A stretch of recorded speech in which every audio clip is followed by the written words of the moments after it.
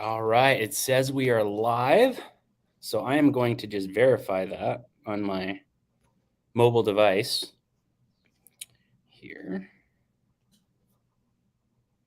Oh, we are there. We are live. All right. Hello, everybody. This is Jerry Kuykendall, Coach Jerry with Biohacking Truth. And today I have a very special interview with a very powerful individual. Her name is Ruth, and Ruth and I crossed paths on Instagram actually, and Ruth started engaging with a lot of my posts, so I started engaging with a lot of her posts, and it became very apparent right away that Ruth was going through a personal journey, and there was some stuff going on in Ruth's life, and we were talking the other day on the phone. Actually, she was inquiring about a group program that I'm launching here, and and we'd spoke before, Ruth, and I knew you were going through some stuff, but for whatever reason, it hadn't really sunk in with me the extent of what you've gone through. And I'll be honest with you, like halfway, about the first half of our conversation the other day, I was almost in shock at your story, and not just what happened to you, but how you're reacting to it and responding. You've just got this strength about you, and this resolve despite everything you've gone through.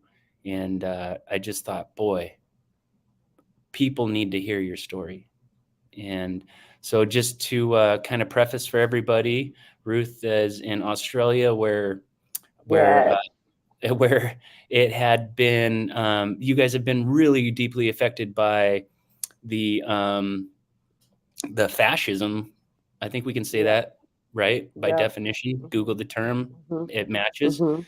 So you guys Mhm. have been exposed to an extreme level of fascism, and uh, this we have real results for this, and we'll do Mm. our best to be careful, in the words we use, and Mhm. that's just so as many people can see this as possible. Mhm. Um, but Ruth, yeah, you were directly affected on multiple levels by what happened, and the way that the world governments have chose to approach this particular topic. So Mhm. when you were faced with, you were telling me about a meeting that you were in at work, and and I'll ask you to explain to the people what it is that you did as much as you can share, and and then if you could share with the audience what you shared with me about the conversations that were going on and you knowing what was coming up for you. Would you mind going into that a little bit, and what was going through your heart and your mind at that time when you realized what was happening? Sure. Thank you, first of all, Jerry, for having me on. I have a great deal of admiration for you and what you do and how you are uh, very clearly changing many lives. So I'm grateful to have been invited to have a chat with you here. Thank I will explain a little bit of before I go into answering your question, if I may, Sure, sure. why there might have been a little bit of disconnect between the first time we spoke and the second time we spoke, Okay. because I wasn't fully transparent the first time we spoke. So the Oh, first time okay. we spoke, I was very guarded about what I shared and the extent that I would share it. Gotcha. And then I watched a podcast that you had where you were talking about trauma with another gentleman whose name escapes me for now, and you Mhm. guys were talking about trauma and grief, and you Yeah. were so open, and it because that was the moment that it registered for me. Oh, this is the kind of conversation he wanted to have, because I did leave the first time thinking I don't think I got the most value out of that discussion. So Gotcha. I was like, and before that, we there was no arrangement to speak with you again. I just felt like if I had the chance to speak with you again, I would really tell my story. And you did. So this group program thing came up, and that's where you got to hear the details in more comprehensive way. So Gotcha. Gotcha. Well, yeah. Okay, that makes sense. But what also would make sense is that I was just like, for whatever reason, missed it. But thank you for bringing that up. It's okay. No, no. I saw the the progression of how I pulled back the layers, and it Yeah, was maybe not intentional, but that's just the way it went for me. right. And so I'm really grateful that I had the chance to really share my story. So going back to your question about the conversations that I was privy to. Yeah, So the nature of my work was as an investigator regarding staff misconduct in an organization, and um, the work was quite intentional around identifying whether or not a staff member had committed misconduct, and what the degree of that would be and how we would handle that, with the one of the higher level outcomes being termination. gotcha. So going to that step and making that decision to terminate a staff member because of their conduct took several levels of review and assessment and decision making, because it was such a critical decision for people and had really great implications for the organization and the staff member. So that was the hub that I was working in a very large organization. Gotcha. And at the time that the mandate started rolling around and it started becoming more of a conversation around, you know, not being given the opportunity to opt out of this choice that's been presented to you to make. Yeah, When it started becoming clear that we're not actually, we never really intended for it to remain a choice for you. You know, right. it was quite troubling and confronting when that opportunity to decide for yourself what is best for you and your health, and the medications that allow to, or you take into your body. When that Yeah, decision and choice was being taken away from people, organizations started getting on board to implement the government's rhetoric around this. Very forceful rhetoric it became. right. Um, and my organization was not exempt from that.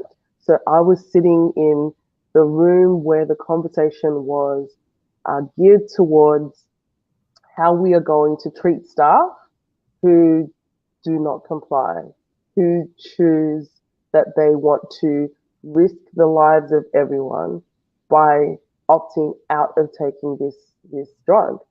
Yeah, Um, and that was the way it was framed. All of the messaging, the narrative, the language that was being used at the higher levels of government was trickling down to the same kind of verbatim language in a workplace environment. yeah, People were being toxic. framed as, yeah, it was ugly. It was ugly speech. Yeah, Um, and so the question was what to do with the troublesome, non-compliant ones among us. yeah, Um, and I think the expectation was that anyone who would not comply with these mandates would, um, by virtue of their position and their lack of reason, they obviously would have had a history of misconduct with the organization anyway. So I think right. that was the expectation, that the only people that would, resist this are people that have already caused trouble for us, already are on the radar. They're And obviously I bad know that people.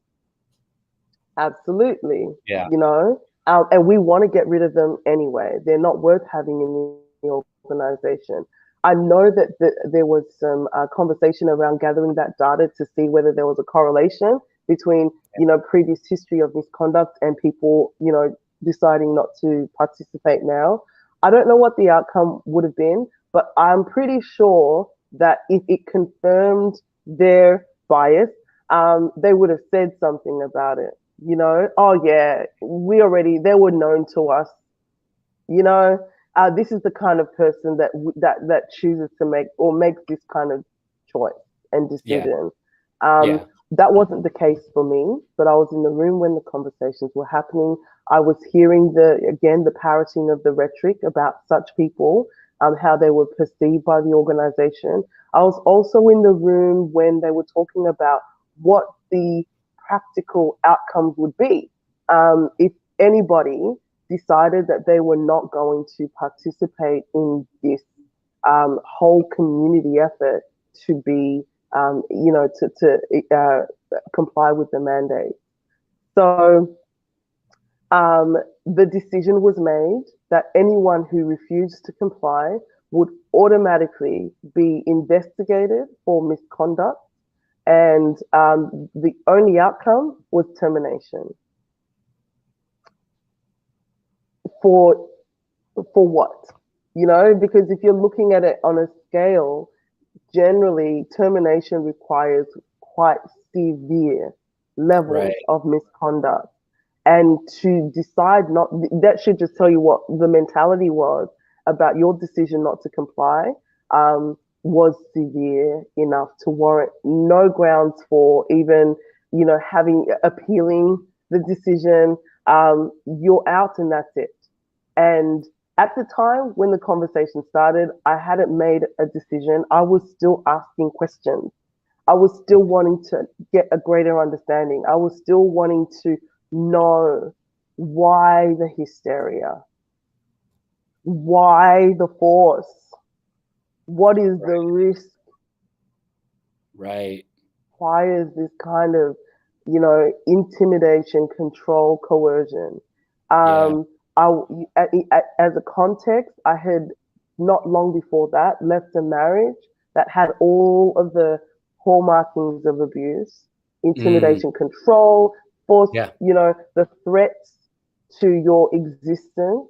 And I was finding it hard to separate what I was seeing at a governmental level from what I had experienced in a domestic situation. I was seeing the same kind of playbook being rolled out, and Yeah. I had questions. Yeah. Um, what clinched it for me, I guess, was in part of my review. I've had two corneal transplants. I'm an organ donor recipient, and um, my corneas have been they're donated organs. Hmm. Um, and I heard the interview of a lady who had the same condition as I did, keratoconus, and she, through coercion and intimidation to keep her job in another country, had complied because her doctor refused to give her an exemption.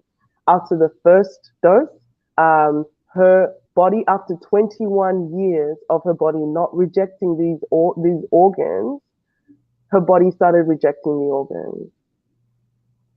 And Wow. I I had the same condition. Right. So she got a temporary exemption, but was still forced to take the second dose and was now in desperate need of new transplant.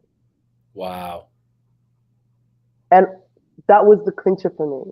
Among other things, among the fact that I'm a firm believer in freedom. I'm a Yeah. firm believer in not, holding someone at ransom to do what you want and doing and getting a decision made by force in that Yeah. way.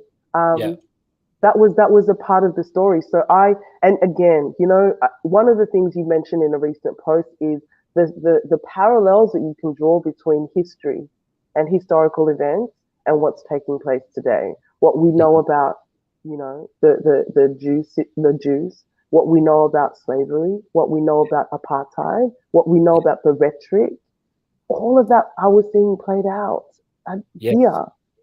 And I've always wondered, like, how did they achieve that on such a mass scale when there were enough people that could have said, no, this is wrong. Yeah. And I was seeing how they did it play out in real time, and it Yes. really bothered me. So Yeah. the moment that I made the decision to not comply, I wrote a letter to my executive director, and I shared my concerns. I shared my story, and I said, I shouldn't be forced to have to tell you what it is that I've escaped. and what it is that I'm dealing with and the trauma that I'm trying to resolve in my life. I shouldn't be in a position where I feel forced to tell you this story when all I wanted to do was put my head down and my bottom up and do my work, Yeah. you know? And here I am giving you insight into a very, very personal and private journey and battle for me Yeah. because I'm trying to explain to you why I don't want to be intimidated anymore, why I want my no to mean something, why Right. I want to maintain the autonomy of my body, and I object to the language that is being used against people who are opting out and not complying. If you replace the word unv, the unjade, Yeah. with black, as a black person, the world would be in arms if you use that same language. Yeah. They would be up in arms. You know, I would never be in a room with an unjade person. Like I would never be in the same room with a black person. Imagine, Right. imagine a leader saying that, Right. you know. And so this great unwashed, the segregation, the, you know, all of that kind of just was a troublesome to me. And in writing my letter, I had submitted myself to the process. That's what I was doing. I was submitting myself to the process, making a conscious decision that I understand what the implications are. I know that I'm putting my job, my livelihood, my everything on the line, my life on the line. If I don't work, I don't eat. If I don't eat, I call. And so many people are facing this reality and still deciding to go through with the courage of their convictions. My hope was that please listen to their stories. When you are investigating them, I wrote this in the letter. As you are undertaking the investigations, understand that everybody who is making this decision, it has a story and has a reason that is compelling to them. And even if you disagree, respect their reasons. Correct. Correct. Yeah. Yeah. And it boils down to um there are some things that can't occupy the same house of truth at the same time. And you can't have two opposing fundamentally opposing ideals, um, and they can't be in the same house of truth at the same time, right? You Mm-hmm. can't have a logic of we need to do this to protect people who can't protect themselves, yet we're going to force this on people who may or may not be at risk, uh, based on certain pre-existing conditions or certain genetic markers, or like just the fact that at the time that this was rolled out, let's be honest, if we were really keeping track of the herd immunity, uh, but we didn't test any of that, right? We wouldn't test immunity. We wouldn't test antibodies. No. And we can sit there and speculate on why. One of the possible outcomes is we might find, oh, we're at herd immunity. Um, Mm, but you can't in one breath say that for every other virus that's ever come around, right? Catching the virus and surviving is the best immunity. But for this one, it's different. We don't know mm, anything about it. We don't know anything yeah. about this mandated course of treatment. Yet we're going to force it on you, despite what happened in Nuremberg, right? Despite what happened. And then you talk about exemptions, right? Mm-hmm. And this whole thing about my exemption wasn't honored or the doctor wouldn't approve the exemption. It's like, on what planet is that a thing? Because a human right is not something you get approved. It is a right that you invoke. And 100%. I actually had at the beginning of all this, I had when I was working at the grocery store, my whole day was occupied with enforcing COVID crap. Going and telling people that had respiratory conditions they had to wear a face diaper, and so it just like ate at my core values, as you can imagine. But I'll never Yeah. forget, and I don't know if I've shared this publicly, but I had a conversation with the local health department that just blew me away, and it's a big part of why I've had the stance I've had is because I knew from the beginning it was malarkey. And all of a sudden, all the rules of virology change, all the rules of, all the epidemiology rules have changed. But it's only, the rules only apply to this one thing. And you're like, what? This one thing we know nothing about? So right there, like my ears were perked up. But I'll never forget. So we had a stance at the store I was managing that if someone has a medical condition, we're not allowed to ask them what it is. But if they had a medical condition, we can't enforce the mask policy, and that's honoring the American with Disabilities Act, which states that you're not entitled to that information. If they tell you they have a disability, they don't need to prove it or anything. It's just they got a disability, and you can't force anything on them. So that's what we were operating under. We got a call from the local health department saying that we're on watch for allowing people to come in our store without masks. And I said, oh, we're not doing that, and I explained what we were doing. And she said, well, they have to put masks on. And so I said, no, we can't do that. And she said, well, it's tricky because they can't have a generic condition like asthma. It has to be something serious. And I was like, whoa, whoa, whoa, whoa. Do you have asthma? Because people that have serious asthma, it's serious. You can die. Oh my goodness. So I had to remind her what the American with Disabilities Act said. And in fact, I had a copy of it that I was carrying around with me in my pocket. So I pulled it out and I read it to her. And I said, it says right here, I'm not privy to that information. Anyway, she says, well, it's not my job to police the ADA. And so I asked her, well, aren't disabilities public health? And she said, yes, they are. And I said, yeah, your jurisdiction does go here. So, and then she said, and then her reply was, well, I'm not here to give you HR advice. And I said, well, you just did, because you told me to violate the American Disabilities Act, which subjects us to a minimum of $10,000, in court, like automatic settlement. Like, yeah. So anyway, her conclusion to the conversation was, you need to speak to someone else.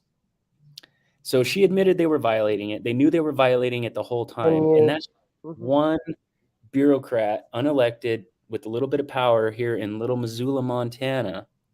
And now you amplify that across the entire world, and it's not difficult to see what was really going on here. And this has nothing to do with whether or not the thing was deadly, or whether or not it was man-made or happened in nature. We're not asserting any of that. Basically, what it is what the actual situation was, in the abuse of power. And so it's real. Like, people can't deny it. It's been happening over and over again. And people like you and myself too. I was canceled. I lost my job over my stance on COVID and woke ideology. And it was the best thing that ever happened to me. But this is really affecting real people. And for real, I can't. The trauma, the lingering effects if the people who did not comply are not supported. I don't know how you can even measure what the long-term effects of being confronted with a decision. It was literally, and I know it may sound extreme and it may be scoffed at, but again, it is a life and death decision. If I stand my ground and choose this pathway, not knowing what's ahead, I can't work, I lose my home, I lose my capacity to buy food, because even the welfare agencies were on board with, these mandates. So even going to ask for help would have been problematic, because one of the things that they require as a prerequisite is that you have taken the drug, and so it's like they not only force people into this very narrow pathway, but then they removed every single recourse that they had to still exist. To still exist. Yes. It was mind blowing that if I say no, my life could literally be over. Yeah. And the ongoing impacts of that, even if people have come through, I came through. The last time I spoke to you, I mentioned that my current work situation was a little bit tentative, and I was waiting to hear how that would go. Right. For me, I know for a fact that the one of the side effects of this, coupled with my personal domestic story, um, it was a lot. It was a lot. I found it challenging to deal with extra stress. I found it challenging to manage and navigate overwhelm. And I found it difficult to really get plugged in to another organization. Does that make sense? So I Yes. feel like maybe on some level, this organization paid for the sins of my previous one, where I'd received two letters of direction, I think two or three, to say if you don't do it by this date, you are going to be subject to serious misconduct. It will be on your record and you'll be terminated. Yeah. That, knowing what I fought against to get to this place, and take care of my kids, it was so much. I can't quantify the impact of the policies that were created around this issue. It was everywhere. It wasn't just work. It was church. It was, family. It was everywhere. Everything was infected with the real virus. Yes. Yeah, Yes. The fear. mind virus, right? That was everything was infected by it. Yeah.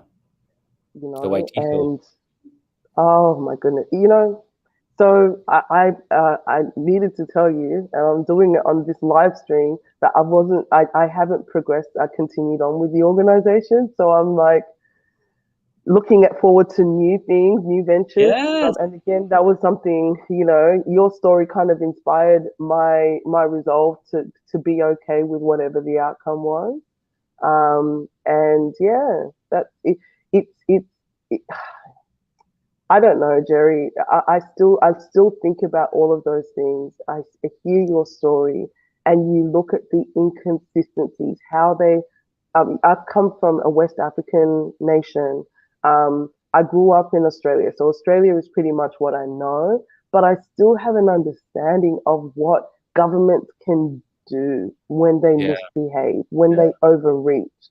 I still have an understanding of what can happen if you are not given at least the assurance of security, um, and champion to be able to live your values. One of the things we experienced in my country was religious persecution. So being in Australia, I've always appreciated that they stood by the cause of freedom until they didn't. And I think I'm probably coming late to the party to realize that maybe they haven't always, that it's been a lot longer than this. And this is just kind of like, becoming more overt. But I always valued the respect that they had to freedom. And this was, such an undermining of what they espouse, of what they preach. They were not walking the walk, they were not living the values, and people were not even able to reconcile the dissonance that was taking place, like your situation. How does that conversation not make someone stop and think like, huh, you know I what? never Maybe thought of I it need that to, way. Yeah.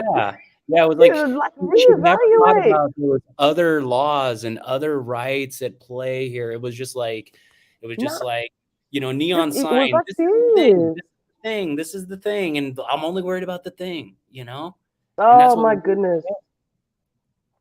Yeah. And this is all that matters to us.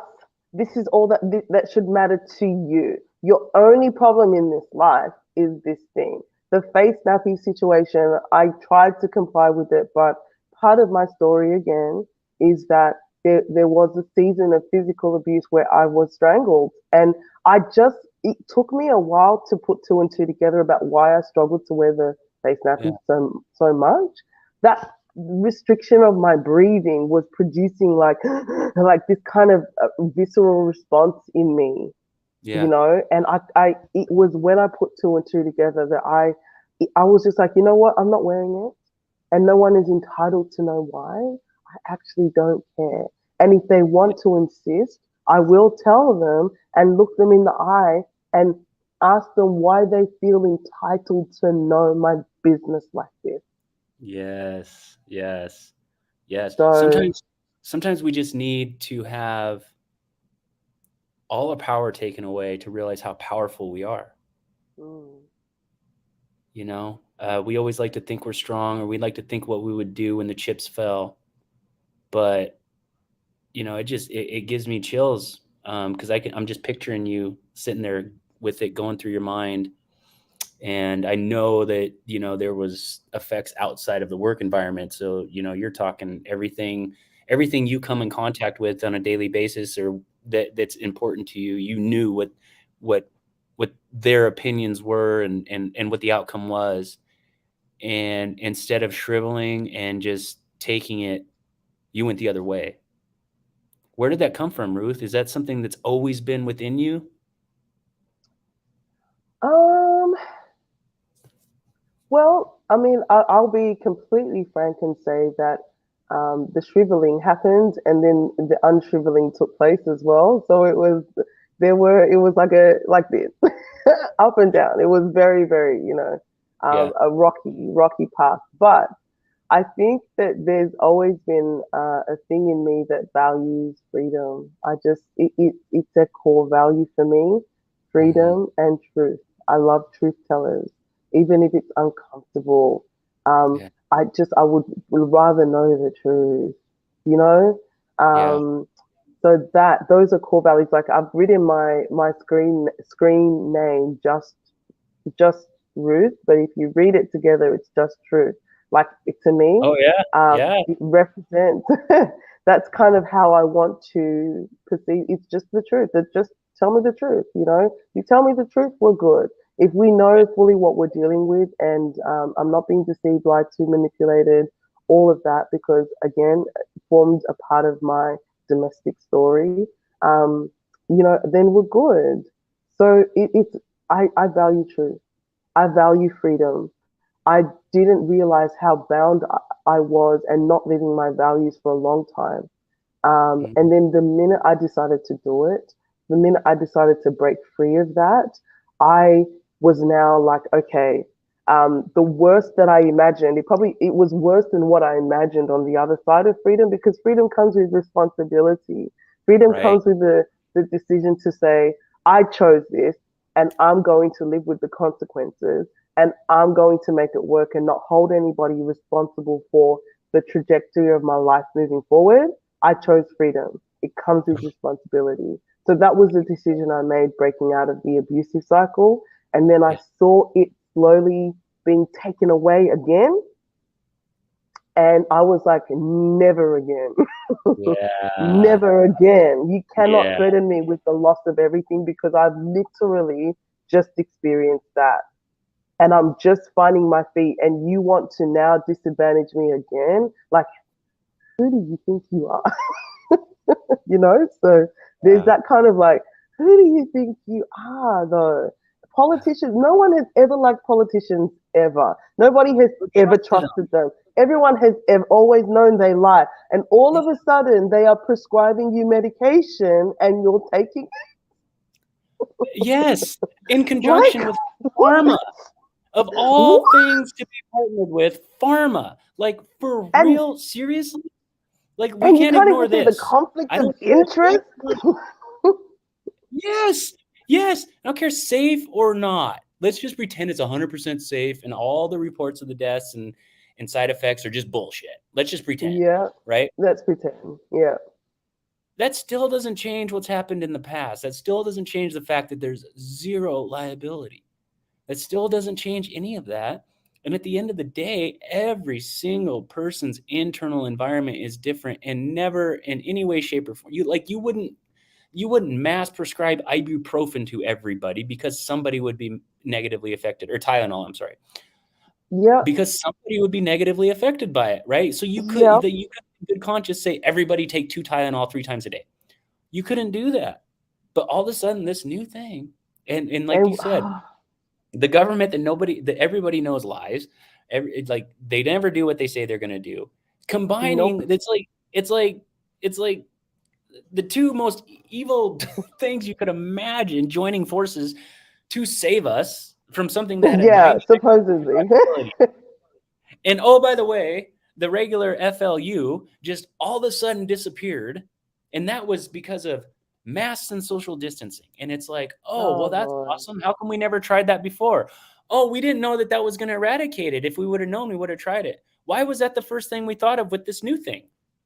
It's Uh, the inconsistencies, yeah. like the weight against them is so, it's so incredible, it's so profound, and I still struggle. So you're, when you're saying where does that come from, if I cannot ask you questions without you flying into some sort of rage, if I cannot ask you questions without you um without you actually responding, or giving me an explanation for why you want to make this decision, like just work it out with me, then you're an abuser. Yeah. You want this control. And the thing is, I'm not your child. Yeah. I've got children. Once they graduate to adulthood, the scope of my engagement with them has to change. I have to Mhm. bring them along with. I can only influence. I can't command. I can't dictate. And yet we have governments, human beings like us, because I always reduce them to that they are human beings, and at the very most they are servants. They are supposed to be the greatest servants. That is what you call a public servant, not a Right. public lord. Right.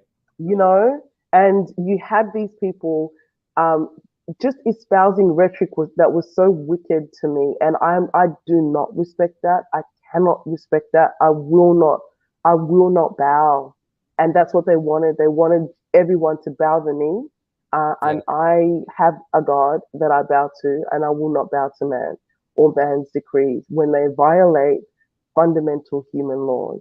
And it was a violation. I don't like the feeling of being violated. Yeah. And it just so happens that the head of state, who was in my state at the time when these things were rolled out, not long after, she's on the news saying, "You should all be afraid. I want you afraid. You should all leave What a the house leader. thinking that you're about to kill somebody. You could kill somebody today." All of that rhetoric. I'll never be in the same room with an unjade person. Was put through a corruption commission process. Yeah. She was engaged. She was found to have been involved to some degree in corrupt conduct. You want that person to prescribe medication to me, and you want Right. to punish me for not Right. complying to that person? Yeah. Are you For invoking my serious? human rights. Yeah. Yeah. Really? Yeah. So, And you mentioned, you know, go ahead. no, no, I'm done. No, you're on a roll. Come on. I'm just But you I'm meant, just saying, like, it's a violation of, like, this is, live your values, walk your walk, talk, walk your talk, live your values. I look for that in anything and anyone. I know we make mistakes. Everyone makes mistakes, but to a great degree, if this is what you say, then this is what you should do. If freedom is what you espouse, if you can chastise China and every other nation on earth for violating people's human rights, then you live your values. I want to see that, and I didn't see that. yeah, right, right. Like two things, like can't overemphasize that. There's certain things that can't live in the same house and be the same thing, and you can't on one on one breast say one thing and say the complete opposite and have them both be true. And you mentioned earlier, being treated like children, and I think that is so important. Uh, so there's a number of different levels here that we can go into, but I'll just touch up on a couple. And the one is when it comes to our mental capacity and our well-being. Like we're all capable of getting to a state of disintegration or overly stressed or overwhelmed. And when we're Mm, in that state, we're not making wise decisions. We're not thinking creatively. We're not thinking critically. And we've gotten to a point where we can objectively say that the ideas that are espoused and the logic that we're asked to adopt is coming from a place of mental disintegration. And we can mm, objectively say that. Now, next level is when we talk about like the archetypal nature of where we're at right now. And in my work, we talk a lot about archetypes, and we talk about the victim archetypes and or survival archetypes. And basically, Mm, a lot of the people that are seeking, health guidance and learning how to be emotionally resilient, they are at a stage where they're in a survival mode in life. yeah. And when you're in a survival mode, like you're in one of these particular archetypes, right? You're a saboteur, or you're in the child, or Yes. you're in the victim, or you're in the prostitute. And they had so many people in that prostitute, victim, child archetype. And if you really want to put someone in a survival archetype, scare the shit out of them. Yep. So you could take somebody who's like kind of integrated, but believes the government is out there for my best interest, and the government's like, you need to be scared. Mm. Oh crap, Mm. I just got disintegrated, right? And then it's like, well, I don't really like want to get this thing, but I have to keep the job. Well, now you're the victim, you're the child, and the prostitute, right? Because you're doing it for money. And Yeah. then if you, for some reason, have a personal, religious, or philosophical reason not to take it, but you take it anyway, Mm. just Your sabotage conscience. your core values. So Yep. we can take a look at whether it was intentional or not, but at the end of the day, we look at the result and we work backwards, right? You're an investigator, like, that's sometimes how you got to do it. You can say, this is where we're at. Yep. Now let's put the pieces Yeah. together one at a time, closest to the How end did we result, get here? and work Gotcha. backwards. Yeah. How did we get here? We can start at the start or we can start at the end, but either Mm. way. And so you start at the end and you're like, okay, I can see one country screwing this up. I can see one country being like, overreacting. But every It country was systematic. It had free was so intentional. using the same talking points and the same verbiage and the Mm. same flawed logic and the same strategy to drive people. And I don't think for a second that they're too stupid to pick up on what they're doing. So if Not you at know all. that about human nature, you know that about people, and you say, what do we do to get them to comply? Well, we've got to get them in a survival state. So let's treat them like children. Let's treat them like prostitutes. Let's victimize them by saying that the person that doesn't agree with you is trying to kill you. You're a victim. Wow. And then there's this wild, you know, thing from nature that's going to threaten you, and you can't see it. It's invisible. Anybody you know can be carrying it. They And could it's be hunting carrying you it. down. Yeah. And so you just scare the shit out of people. And all of a sudden you've created all four of the survival archetypes in one individual. Well, when Oh you're in my. survival mode, what do you want to do? You just want, if You you want keep your head relief? underwater for a minute, yeah, you just want air. You just want air. You don't got time to think about, is this air poisonous? Is it toxic? Is the Nope. ocean that I'm in, is it polluted? No, you're just like, give me a breath of air.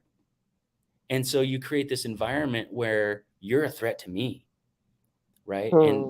that's why that's why we're at where we're at. Like, I don't talk to my father anymore. My father and I have no relationship, and a bunch of shit has gone down my whole life, right? And it came to the point where I got to a point where it's like, dude, you got to pay the piper now. You got some shit to answer for, right? But before that, before that, there was comments made about me being an irresponsible parent, right? And it's like, holy Moses. And Yeah. this is the outcome. This is the result of it. And I know you've experienced, you know, you know, very devastating results because of it. And there's millions of stories like this. So Yeah. so it's just it's one of Absolutely. those things we gotta I realize mean, where we're at. it's the fear factor. I it was to me, and I think I mentioned before about um, after living many years in a particular cycle domestically, I came out of it, and it took a long time for me to register that this is where I'm at because I never ever thought that I would be the person. Does that make sense? I never Oh, ever thought when I heard people's stories of their experiences, it was never going to be me. right. I'm too strong for that, you know. And so when Yeah. I had to kind of confront that, that was talking about what your mind does. It was soul destroying that I would allow myself to be subjected to some of the things I was. Talking about the prostituting, and it being irresponsible. I was in a situation where I was working full time, and my entire salary was being removed from our joint account, which was the only account that I had, removed from our joint account into a business account only kept by my ex, and I was being drip fed. So it's that thing as well, like the drip feeding of you know something that you desperately need and making you Yeah. feel like they're doing you a favor. It's like Right. that was the same. It was the same thing. I saw the parallel between we've stripped you of all of your rights, your freedom, which we had no right to do. We should be on our knees apologizing to you for what we Yeah. did. And yet, just to give you a little bit of, a little bit of, okay, now you can travel 10 kilometers outside away from your home. You want us to, you want, they wanted us to thank them Right. for letting Yeah. for letting our families gather together in groups of more than five. Yeah. Thank them for the privilege of allowing more than 10 people to a funeral. Yeah. And thank them for the privilege of allowing us to get married. Right. Yeah, Right. I was like, I was seeing this thing and thinking to myself, I've seen this before, with my entire income being taken out of my account, being drip fed tiny amounts and having to plead for it, and then being told that I'm financially irresponsible. Wow. You Wow. know, this is, it was mind blowing. And the thing that I left with and with a solid knowledge of was that I have to put myself in a position where I am not letting fear rule me again, because fear, it makes me stupid. I made a lot of stupid decisions because of fear. I wasn't sleeping. I was afraid to sleep. Yeah. I Yeah. was exhausted, and I'm just like just not thinking. And so when I heard rhetoric and when I heard the constant drumbeat of be afraid, for me, I was like, why do they want us afraid? What is coming? What is Right. coming that they want to inflict on us, that it's necessary for us to be afraid and not have our full decision making faculties at work to Yeah. process, to rationalize this thing, to make a informed decision about what they're putting on the table. Right. It was intentional. There's, in my mind, there's no way you can tell me that it wasn't, because, the evidence is undeniable, Yeah. you Yeah, know. it is. And Um, you should have saw it coming. If you didn't do it on purpose, how did you not see it coming? Because everybody did, and everybody was screaming it out loud. And instead of you listening and processing it, you hit the mute button on those guys. and how did you not, when you did become aware, roll it back very quickly? Like roll it all back, like restore everybody to equal status, because the two-tiered system is still at play. It's now embedded in our New normality. normal. Normal. New normal. It's normal that Yep. we look down on people who have not complied. Yes. It's normal that for a country of 25 million, at the very beginning, they ordered 180 or more million doses of this thing for 25 million people. Make that make sense. Doesn't add up. The Doesn't math add is not up. mathing. Nope. So, Nope. Yeah. yeah. So Ruth, last we talked, you were obviously not so sure about like the employment situation. Sounds like that's a little better, but you also were excited about a side hustle you got going on. Before we wrap this up, why don't you tell people about your little side hustle and how they can get some of what you got? I have, and again, thank you. I've had a great chat. We Oh haven't yeah. gone to all of the places, but I think we've hit on the key things, and I think insight into what we've discussed today should really um, help people understand that it was bigger than just the work situation and what this thing, like we said, has infected everything for me, devastatingly. Yeah. But I still have a lot of hope that things will be restored. Um, I I one of my core values again is helping orphans, and I feel like one of my, you know, one of the things that I'm called to be is a mother, which is, ironic considering how everything has transpired in the last few months. But being a mother is like it's my heartbeat. You're talking about purpose, and you always talk about purpose. I'm very sure about that. But it's more than being a mother to the children that I have given birth to. It's being a mother to orphans, to people who don't have anyone to call mum.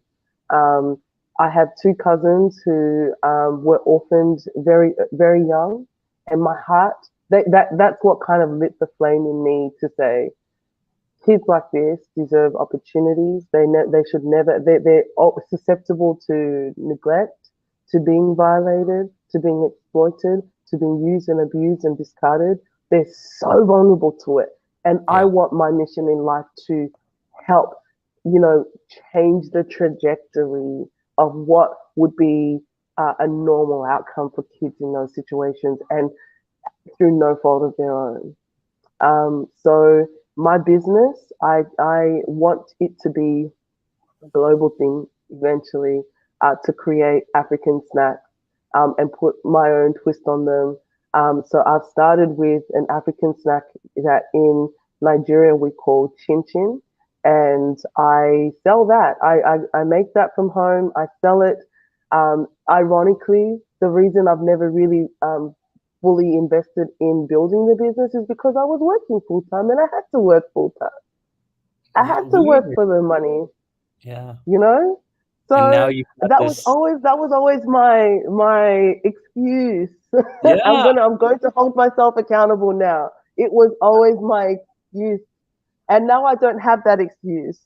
Yeah. So You had to, I you were have forced to. to, you were forced to like really inventory all your values, right? Because we have values to be employed, we have Yes, values to earn, we have values to keep the yes, lights on, but there are yes. some values that you just cannot sacrifice. And if I'm being honest, the people that I know that went against their own values, they are suffering as much or more than the people like myself and like you that really were just punched in the face with the woke culture, the Gestapo, Absolutely. however you want to, Absolutely. however you want to.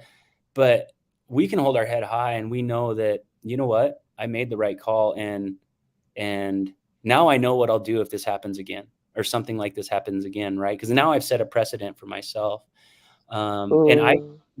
and the thing that's really disgusting is the people that trusted and had very negative side effects, and that affected me as well. And Yeah. I can't help but think that there's obviously a real high power at play here that puts us in certain situations at certain times. And for me, it was like, I mean, it was months after my situation had occurred, and Mm. a client of mine um, actually texted me when I was in California for a class, and she was like, I took it and now I'm in the hospital, and I'm like, wait, what? Oh my. So long story short, she was in the hospital 2 weeks straight, almost died, still Oh suffering my. bad side effects, extreme neuropathy. And she showed me the list of the specialists that looked at her, and it was over 20 different specialists, and everything that she was presenting with matched diabetic neuropathy and Guillain-Barré syndrome. Both were known side effects, and yet not one of those 20 specialists could give her a diagnosis. And there was one Oh my. particular diagnosis that they were absolutely refusing to entertain. And this gives me chills. So this at this time, I get back, I fly back to Montana, I get off the plane, I go right to her house. And I show up there and she's got oxygen and I'm going, what's that? She's like, it's oxygen. Well, I know what it is, but why do you have it? So she told me, and her oxygen at the time was hovering between 82 and 85 with oxygen. And so I asked her immediately, I said, well, was there a respiratory therapist there? Yes. Okay. Well, what did they have you do? Well, they tested my breathing. How did they test it? They tested it standing and sitting. I was like, but did they test your diaphragm function? Because when your organs, any organ, all your organs defer out, defer pain and dysfunction out, like when you have a heart attack, your left arm goes numb. And so I know that if she was experiencing that, she probably had organ dysfunction, and all your organs defer to some degree to the diaphragm. So I'm thinking, organ shut down, defer to diaphragm, oxygen low. Is your diaphragm working? So no, they didn't test her. So I said, get up. She got up. I had her up against the wall, had her do some piston breathing, diaphragmatic piston breathing. Within 1 minute, we got her to 99. Within 1 minute, her baseline without oxygen dropped between 92 and 95 after that, and it's never gone below 95. Now, here was the instruction she was given. 20 specialists, doctors, respiratory therapists, all these people that went to way more college than I ever did. Their instruction to her was go home with this oxygen, and if it doesn't get any better, come back. We're going to have to put you on a ventilator. Now, here's where the chills come in. Shortly after that, I start getting a DM from this gal in Australia, actually. And her mom went through, same age, 69 years old, same age, exact same story. She just all of a sudden fell ill, couldn't control her, her body functions, and she went to the hospital. Oh, upwards of 20 specialists looked at her, and I was just getting chills. I'm like, this is the same story. So I said to her, you need to get your mom on a Zoom call with me. I need to check her breathing or get her to someone who can. And she was just so scared. She's like, well, but the doctor says this and doctor says that. And I said, look, listen to your doctor by all means, but explore all your options. And like, your doctor's not getting her off of oxygen or up to a healthy, her organs are dying. So, there was a week or two of that, and I'd check up on her every few days, and still nothing's gotten better. Well, one text I was like, well, she's back in. It's not good. And I said, what do you mean by it's not good? They've got her on a ventilator. Oh, yeah. And unfortunately, she is no longer with us. Oh, my. And this is a real, my heart. Yeah. Yeah, this is a real effect of what's going on here. And this is, the way we've been failed, the way we have been failed by the medical fraternity. Yeah, and then people like us share our story and we're unhinged. All of a sudden, we're unhinged. I don't know. I don't know. My heart. That's unnecessary. Completely avoidable. Yep. Completely avoidable. Yep. And no sorry. No acknowledgement. Not just, one. Not one. That's heartbreaking. That's heartbreaking. Yeah. And how do you reconcile that? How do you reconcile that if you were the person that encouraged your mom or your dad or your family member to get this thing? How do you reconcile it? You've got to you've really got to get a relationship with God at that point, because you didn't have one when you made that choice. I'm sorry, you didn't. And that's not a judgment. That could have been a weak moment, could have been a state of disintegration where you couldn't be trusted with an important decision. But at the end of the day, that's what it was. You were playing God at that moment. You were, you're giving this advice to somebody without knowing what you're doing. Right. Yeah. And it's so weird because I can't even give, I can't give like nutrition advice to some stranger and, online, depending on what their state laws are or whatever. But anybody and everybody can give that advice. You've got to get this. Have you had it yet? Have you had the booster yet? You have to get it. Yeah, exactly. What? Yeah. That's a heartbreaking story. My God. Yeah. Yeah. My God.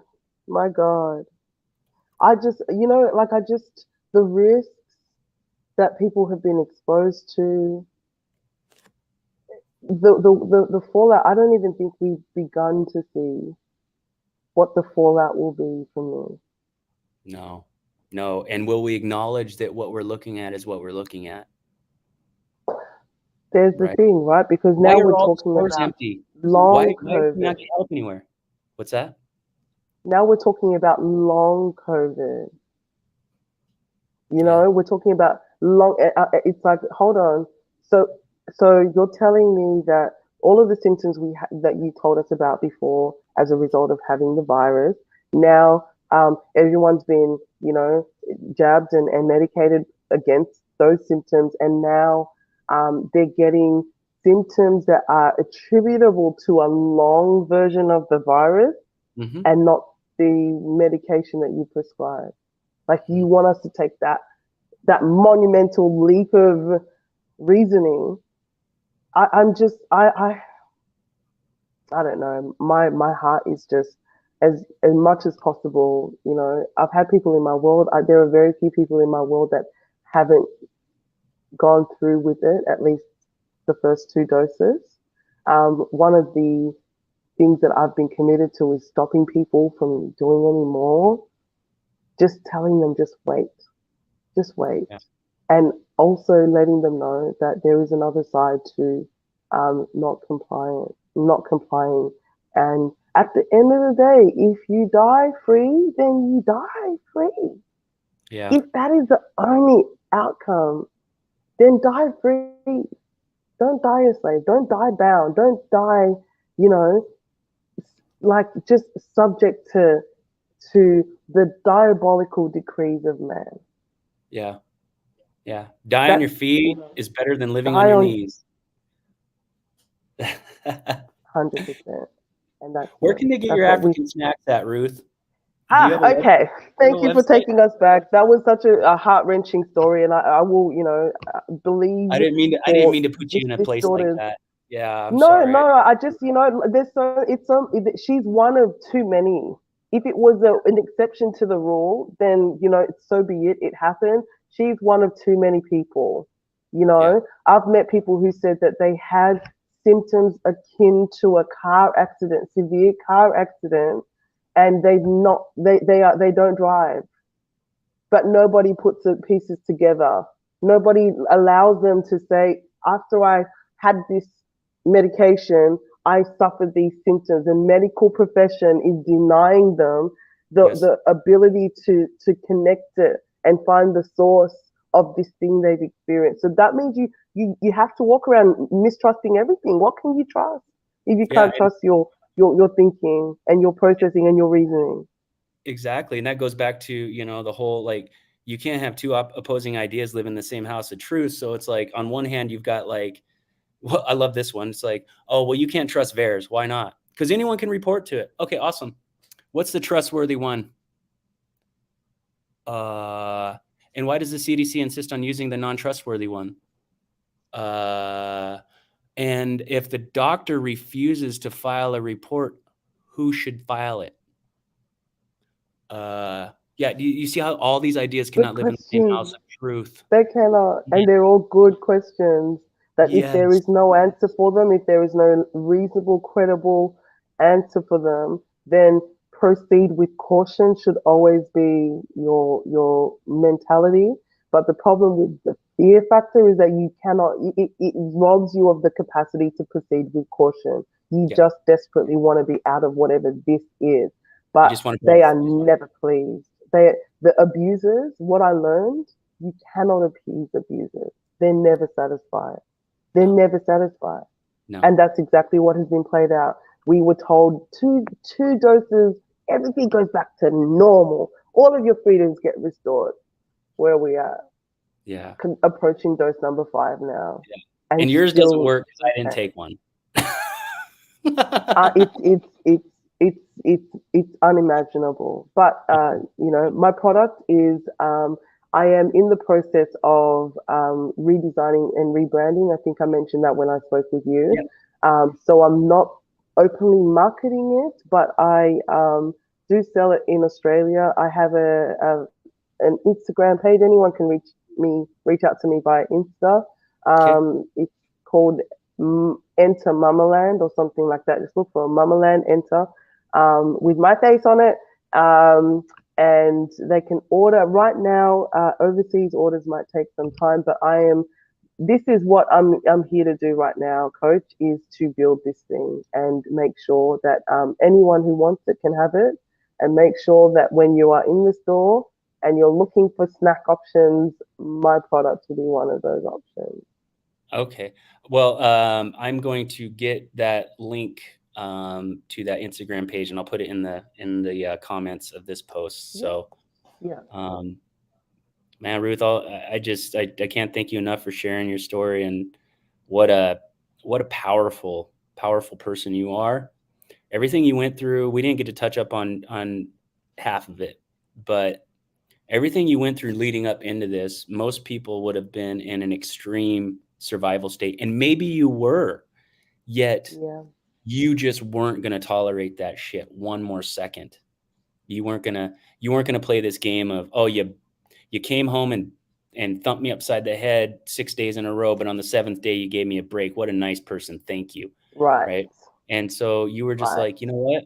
I know I'm facing this big Goliath, and I don't know what's going to happen when I take a swing, but I'm swinging.